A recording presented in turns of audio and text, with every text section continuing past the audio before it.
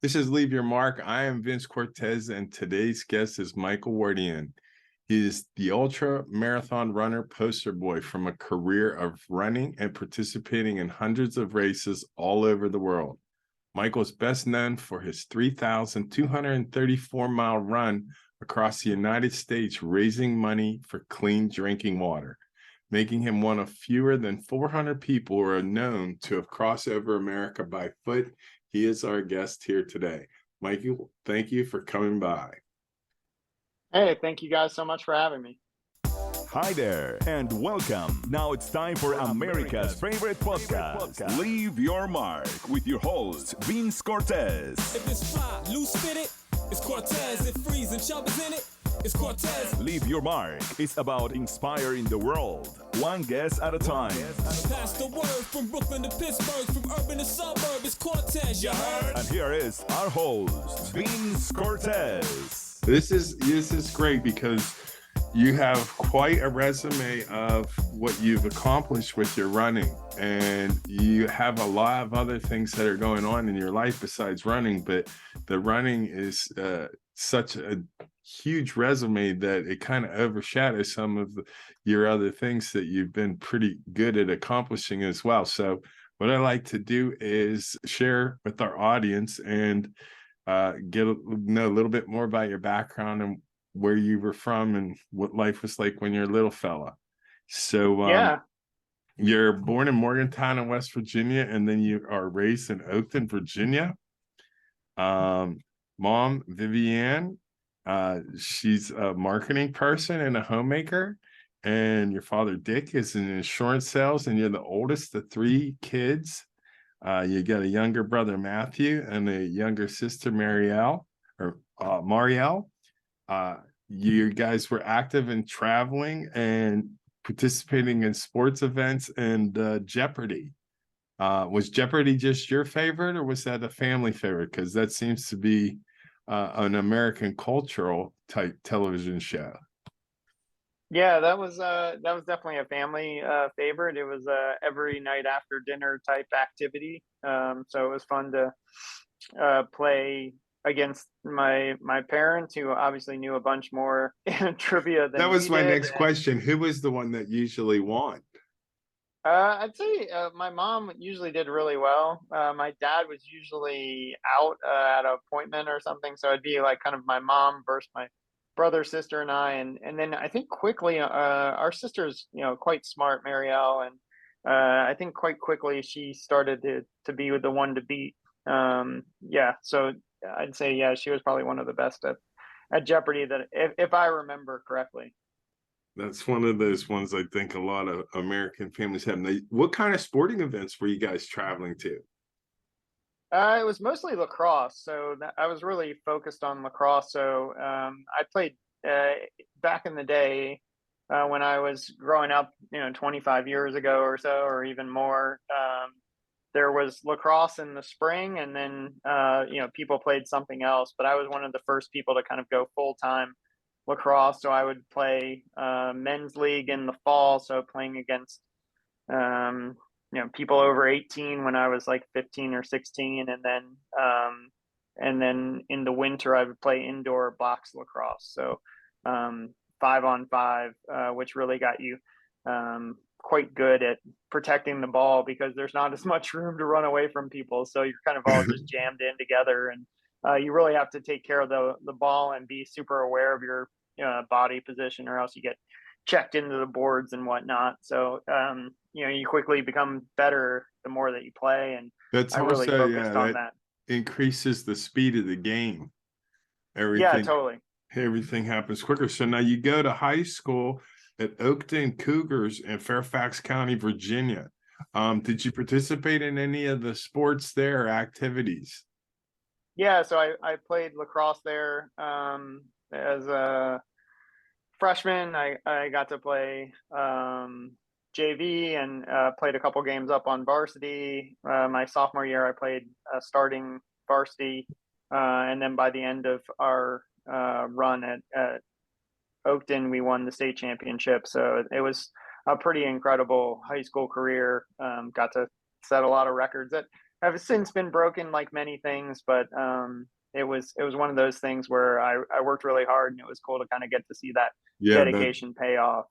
that's awesome. On a high school level, when you're young like that, to have that level of accomplishment is really, you take that with you the rest of your life. And what it Yeah, for took to sure. succeed. There's probably things within your training and your running you reflect back to at that window. So I want to touch on a couple of these other activities now. You got on here, you like running, beekeeping, chess, pickleball, CrossFit, cars and trucks, you're a fantasy football fan, and charity work. What kind of charity work were you doing? So I've been lucky. I've gotten involved with a couple different charities over the course of the years. One that I did the big project last year, where I ran across the country, that was for World Vision USA, and that's to bring clean drinking water to people all around the world. So World Vision is the largest non-governmental provider of clean water in the world, and what's really impactful is they are able to do that with like $50. So $50 changes one person's life. So that's something that is really tangible. So the goal of last year was to raise $100,000, and that meant we got to change over 2,000 people's lives. So just incredible what they do. I've also worked with St. Jude Hospital over the years. I just think what they do is incredible for kids and families. And then that's basically where I've done a On lot of charity the now, charity. is Yeah. that was the charity work with the water? Was that what sparked the idea then to do your ultra marathon later on across the United States? No, actually, I was planning to do the run, and then I was just looking for who I could partner with to help raise money. So I wanted to do the run anyhow for myself, but I figured what better way to um, have an impact than to raise money for a different charity. And so I was lucky that World Vision also does these kind of running adventures to help raise awareness and to raise money for clean water projects. And so it was just a perfect Perfect partnership. match. And then I work in humanitarian food aid relief, and so one of the PVOs, or private voluntary relief organizations, that we work with is World Vision. So I've seen them in that capacity. So I thought it'd be cool to kind of tie my two worlds together, like the international shipping and the partners that I have in that with my passion and dedication for running. And if I could marry those, I thought that would be a really cool way to, raise a lot of money for a lot of people and do a lot of good. It's wise of you to think of how to blend them. So you go after high school to Michigan State University, and you are an international relations major graduate, and you play some lacrosse up there at D1. But you mentioned that you had more than one degree. What were the other degrees that you have besides your international relations? Oh no, I did not. If I did, I misspoke. But no, I just have the international relations degree. I'd say the only other degree I got at Michigan State was like partying degree. So like that was like from my fraternity house at Pi Kappa Alpha. Like yeah, those are the two degrees I Oh, basically got at okay. Michigan All right. State. So I Yeah, yeah. misunderstood you. All right. So then you come out and you get a job here, and it's just sort of rare in the modern era. You're at the same job all these years later at Potomac Maritime LLC. Uh, you were mentioning that you started from the bottom. So share with me what the experience was like getting in there all the way to where you stand now. Yeah, it was incredible. I felt really fortunate. I was able to become. I was actually an intern at Potomac Maritime while I was in high school, and then my first year of college that summer, I came back and worked in the photocopy room, basically just making big government contract copies the entire summer. And I thought, wow, this looks like a really interesting profession. Those guys seem like that's a pretty cool job. And when I got done with Michigan State, I was always internationally inclined as far as like I love to travel, and I thought it'd be interesting to work with people all over the world. And So I asked if they had a job, and they said, yeah, if you want to, come in and, be an intern basically, then, we have a place for you. And so I did, and continually tried to learn the business, got a chance to see what it's like, starting at the bottom. And I just continued to grind and work my way up. And now I'm one of the partners of the company. I mean, it took 25 years, but I have that kind of, stick with itness, I guess. Commitment, yeah, for sure. Connect with us on LinkedIn. Be our friend on Facebook. Follow us on Twitter and Instagram. Whether jumping out the MP or jumping on the app. You are listening to Vince Cortese. We just want you to leave your mark. Now, what I like about this is you actually have a paralleled career with your ultramarathons and your professional running. So share with me, I mean, obviously they support what it is you're doing because you've been doing both of them for such a long time. How did you mesh those two together? Yeah, that was really interesting. It was a similar story. Like I just wanted to run the Boston Marathon once. Was able to qualify at my first marathon at the Marine Corps Marathon. Went to Boston and got absolutely hooked. I loved the feeling of the crowd. I loved the sense of accomplishment I got from crossing the finish line. And I just wanted to have that feeling as much as I could. And so, I started trying to find ways to get better. So reading everything I could find, finding training partners. I was lucky. I wanted to join like one of the local running teams, and I wasn't fast enough when I first approached them about being on the team. And I didn't have a running background, so they basically said, you can be in our training group. And I started out in like the second to third slowest group, and within a couple months I was in the first group running with the guys on the team, and was able to follow a couple of those guys to a race called the Wardain 10 miler. Ended up beating a couple guys on the team, and they offered me a place on the team after that event. And that was kind of my first success with running as far as like making a competitive team. And then from there started winning local events, started going to national marathons all around the country, and eventually started winning some of those, and got picked up by a sponsor called Marathon Guide. And from there got picked up by North Face. And currently I'm running for Hoka, the shoe brand, and about 20 other sponsors. Wow. So kind of a slow build, also similar to the trajectory in my career, but something I'm really proud of. I didn't come out as a collegiate runner, and being able to fall back on that. So the first time I went to the track, I didn't even know what 400 meters was. Like, I didn't know that was one lap around the track. So people would be like, we're going to do 800s, 6 by 800. And I'd be like, just tell me how many laps to run.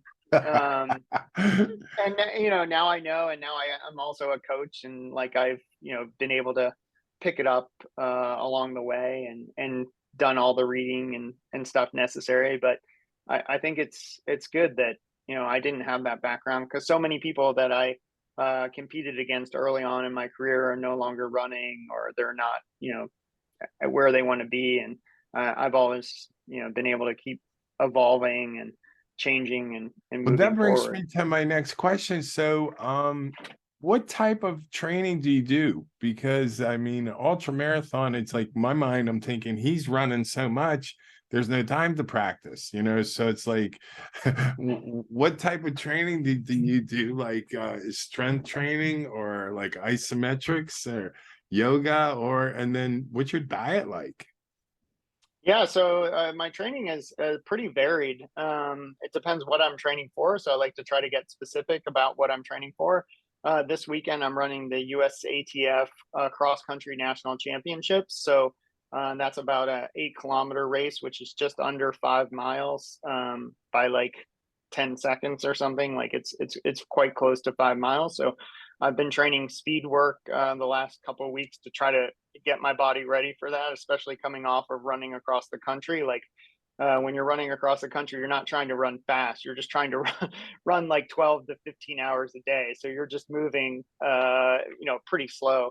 So I've been trying to build up my speed to match with the event that I have coming up. The training right now is this morning, like I did a hour strength training session with a personal trainer, physical therapist that I work with on Tuesdays and Thursdays. Other days, I Is that start my like weight day. training? Are you Yeah, using so that's weights or like, no? yeah, That's not we're using, necessary. no, we're using weights and body weight. If people are interested, they can go to my Instagram. I post my workouts there so they can kind of see the different various things I do. Like today we were doing like medicine ball slams, twists, um, side planks with weight, band workout, dumbbell rows. So like quite a big mix to hit different muscle groups. And then yesterday I did like bench press, pull ups, box jumps, burpees. So that's usually for an hour to an hour and a half each morning. Then I usually run, play pickleball, go for a hike. So What's I'm your usually diet like working. in this? So, and then is how Yeah. different is your diet from training versus when you know it's race day? I'm a vegan. So I eat primarily plant based, actually 100% plant based. And so it's pretty calorie dense, carbohydrates, good proteins, fats. And then on race day, it depends on the distance of the race. Like usually I wake up like 3 hours before the event, try to get in some type of fuel so that I am, able to process that before the race starts. And then during the event, I'm using up to probably 50 kilometers, like 30 some miles, primarily just goo energy gels or something like that. What is that? And What's then an energy gel? so it's just engineered food. So it's really easy to digest and works very instantaneously. So it's geared for hard endurance efforts.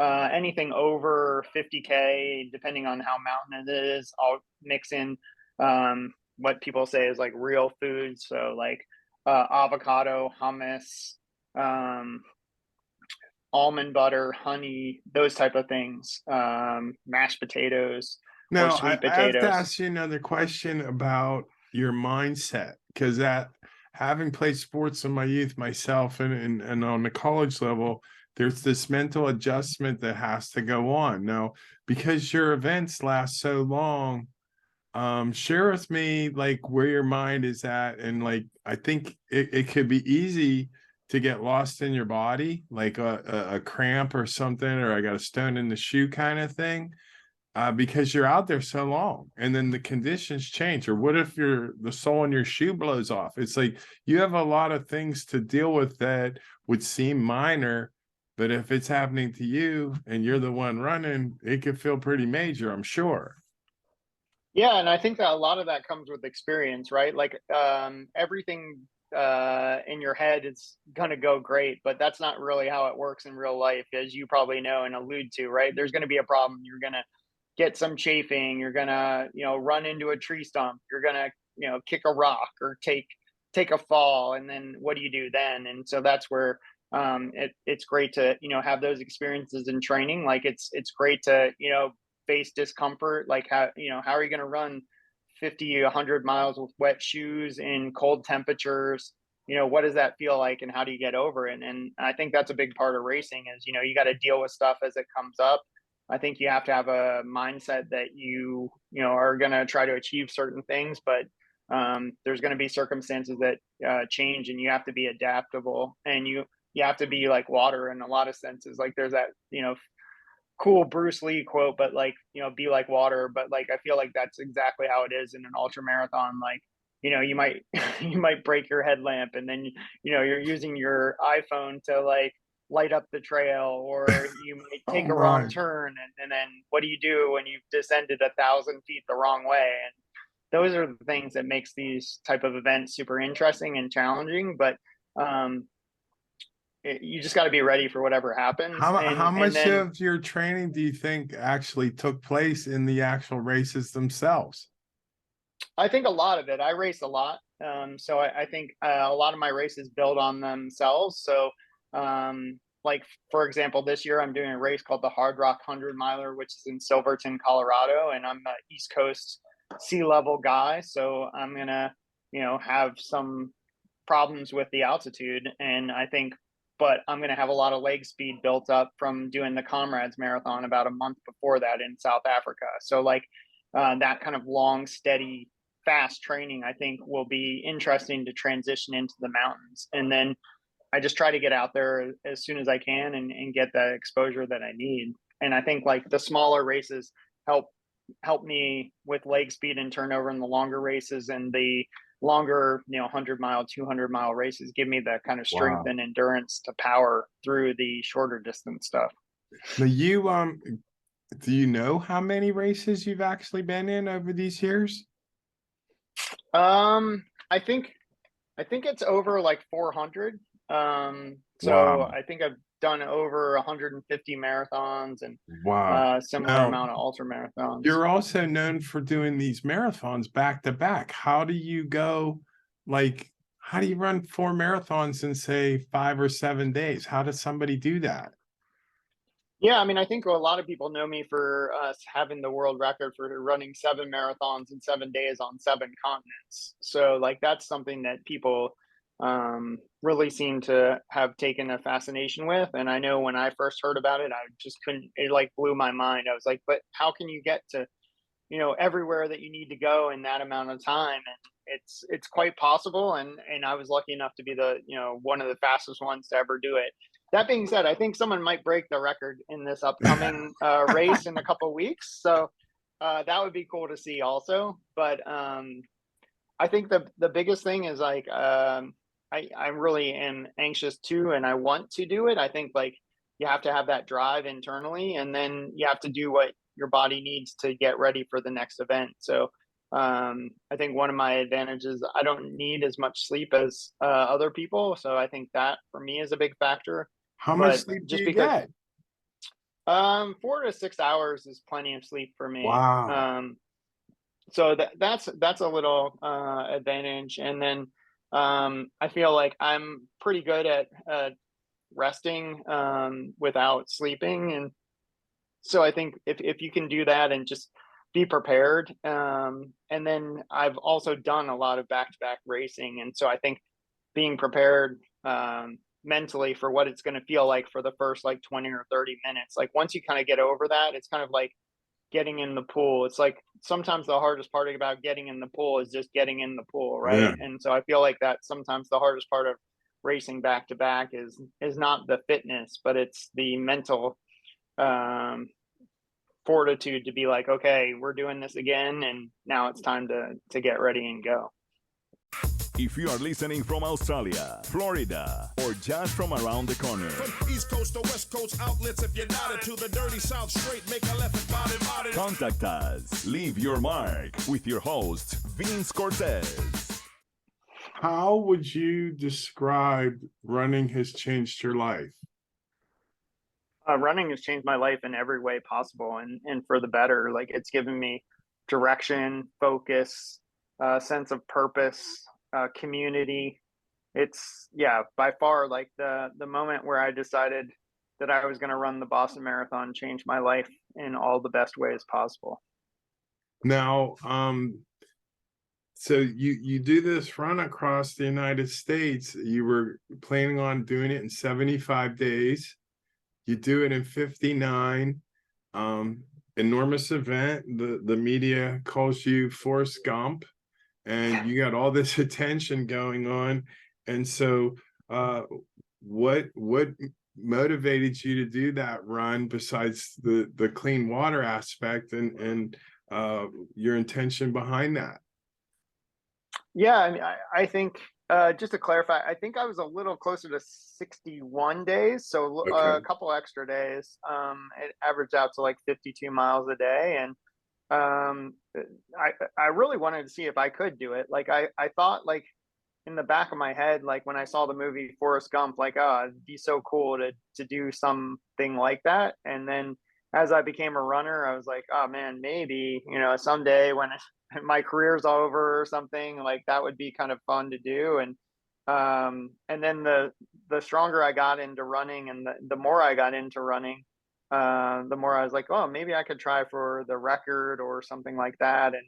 And in 2020, I herniated some discs in my back, and I'd always been talking about this, but I never. It was always one of those things I was going to do at a later time. And when I got injured pretty seriously in 2020, I was like, this is the time. Like, if I ever get healthy again, I'm gonna seize the day and really make this happen and figure out how to do it. And yeah, it took a lot of logistics. It took a lot of buy-in from my family and from work and from my clients and from sponsors. And but I thought it was worth the juice was worth the squeeze, as they say. Like, Yeah. it was worth doing the work. And I'm so glad that I did, and I had the support to be able to do it, and especially from my family. Like, it's a big thing to be gone from your wife and kids and dogs. And they really stepped up. And then for our clients to be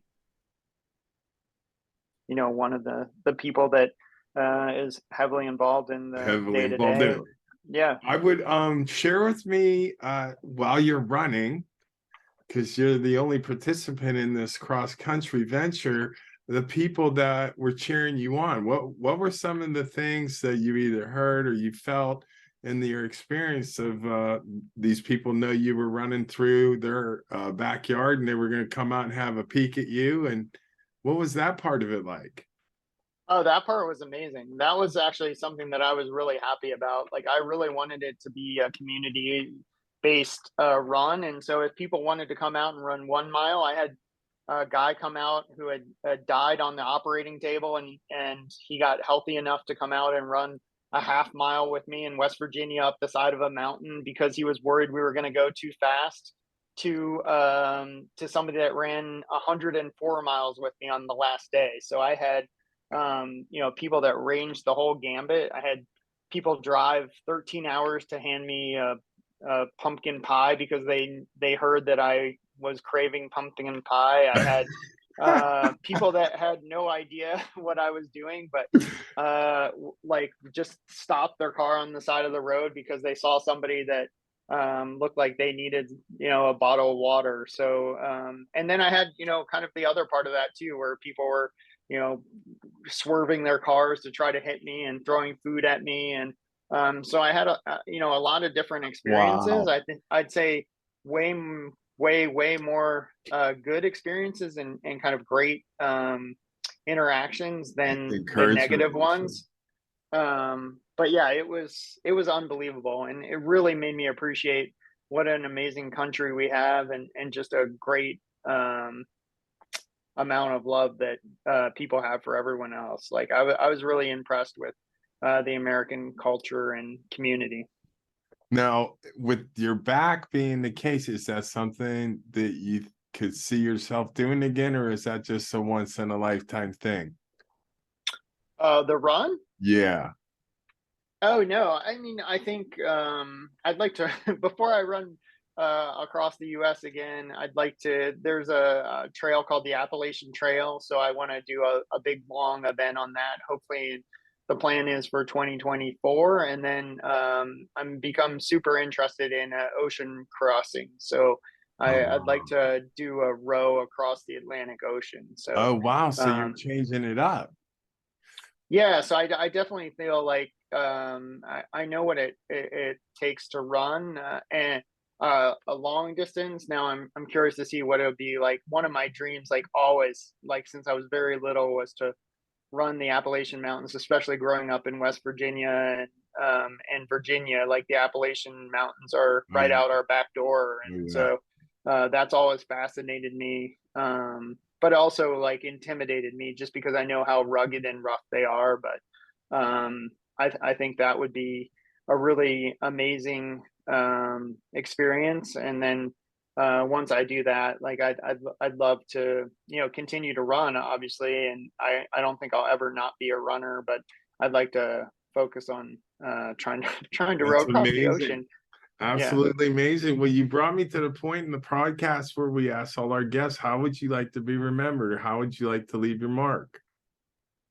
I think I'd like to leave my mark as somebody that inspires people just to do a little more than they think they can. Like, I think so many of us get caught in the narrative of, we're the person that people want us to be, and maybe that's not necessarily the person that we were or we ourselves see us or us as. And I'd like for people to say like, hey, this guy's got a family and a job, and he's got all the same responsibilities I do, but he still tries to do these things that light him up inside, and really chase his dream still. And so hopefully, people can see what I'm doing, and they don't have to run across the country, or they don't have to run a super fast marathon or an ultra marathon, but maybe it's they get inspired to take up beekeeping, or they decide they're gonna try to learn to play the guitar, or they're gonna try to do a walk every day, or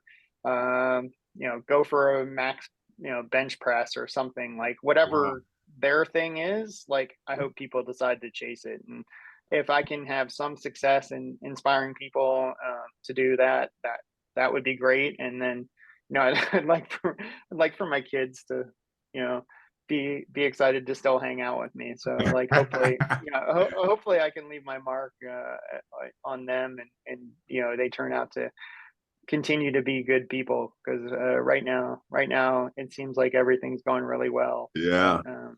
But yeah, I'd love to see where they end up. Amazing story, Michael. That's Thanks, man. tremendous. I appreciate you coming by and sharing your story with us. Your internal motor is just running, and it's very inspirational. It's like it's just natural for you, for that energy to come out, your authentic self right there. But Thanks, man. Yeah, I actually just posted a big list of goals for 2023. So if your audience is interested, it's my January 16th post on Instagram and Facebook and all that kind of stuff. So if they want to check out like what I'm thinking just for this year, I think that would be a good place to start. But do you know the name of that link? Because we'll post it on the below in the description area. But if you would like to do it now, you can feel free. Yeah, I can send it to you. It's just Mike Wardain on Instagram. So MikeWardian on Instagram or Facebook or Twitter. Okay. Yeah. Perfect. Thanks for stopping by. Hey, man. Thanks for having me. Thanks for listening to Leave Your Mark today. Tune into our next episode of Leave Your Mark with Vince Cortese. Be blessed. You just left your mark. Thanks for listening. Listen to more episodes on demand. Just click Leave Your Mark with Vince Cortese.